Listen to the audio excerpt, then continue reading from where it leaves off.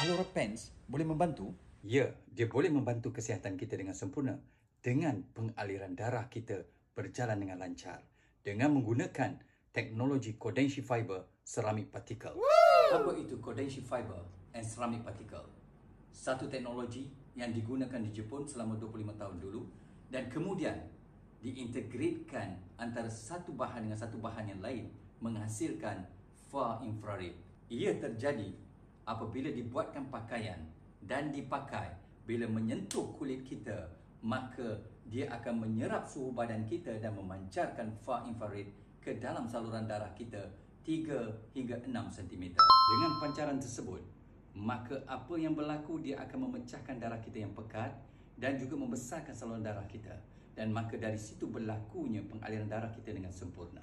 Dengan pengaliran darah yang sempurna, maka tubuh badan kita akan mendapat oksigen dan nutrisi yang cukup.